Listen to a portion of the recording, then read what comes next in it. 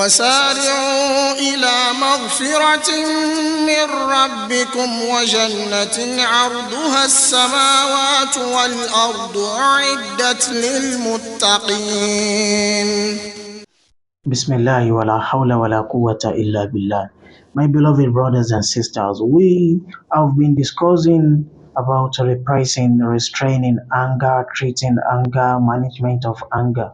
This time around, I want to close the explanation of al-kadhimin al-ghaidh, those who repress anger, those who restrain anger, by answering a question given by one of our brothers, that is there no way or is there no right for man to be angry at some point, even when people are doing bad things? So brothers and sisters, in the previous episodes, like I mentioned, we have discussed the strategies for handling anger depending on the person and the situation.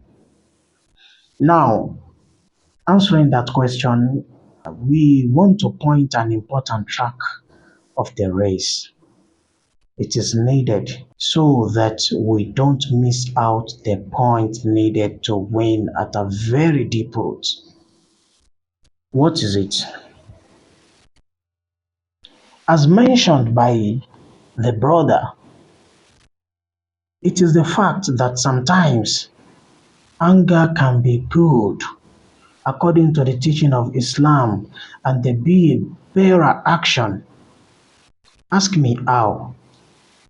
When the commandments of Allah subhanahu wa ta'ala are violated and our deen, Islam, is being slandered, at this point, getting angry is praiseworthy. So there is something we refer to as praiseworthy anger. So that is a rightful anger. When the commandment of Allah is being violated, people are abusing Islam, abusing the noble prophet. So we have to tackle it wisely. How? This as well happened during the lifetime of Rasul Muhammad sallallahu alaihi wasallam, that he never got angry unless when the commandments of Allah were violated. Beloved brothers and sisters, it's a praiseworthy anger to emulate this from Rasulullah sallallahu alaihi wasallam.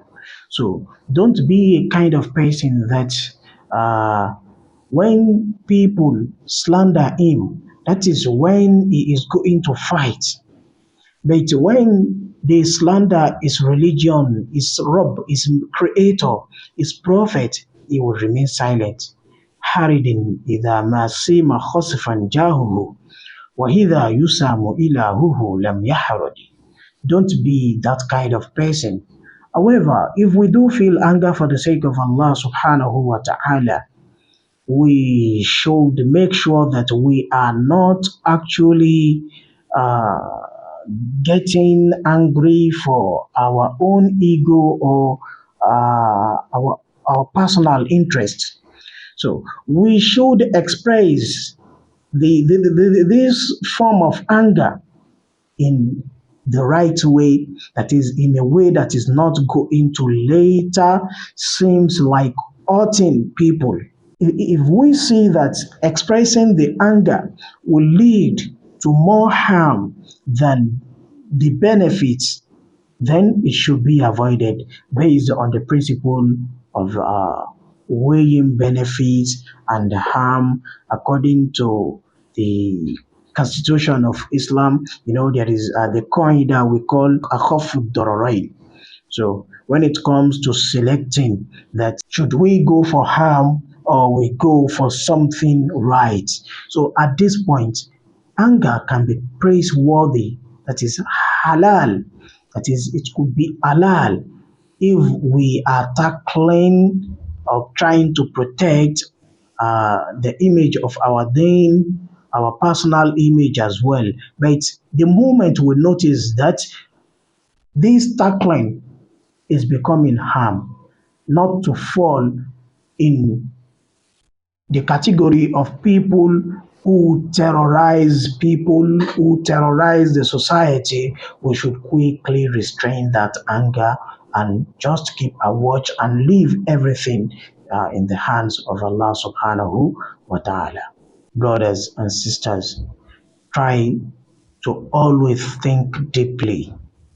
You would see that Allah subhanahu wa ta'ala taught the Prophet that even when they are trying to slander Islam or they are slandering you, he said, discuss with them wisely. He says, "Ud'u ila sabili rabbika bil hikmah wal maw'izatil hasana." So when you see that if you have to tackle the slander, or you have to stop people in harsh way, that is going to violate another rule of Allah. So then you need to be wise. So you are patient to let things go. And Allah subhanahu wa ta'ala will help you, and they come to your rescue and they repaint nicely, beautifully what people have painted in black. May Allah subhanahu wa ta'ala assist us and guide us rightly in everything we do. Amin. أقول قولي هذا وأستغفر الله لي ولكم. وسارعوا إلى مغفرة من ربكم وجنة عرضها السماوات والأرض أعدت للمتقين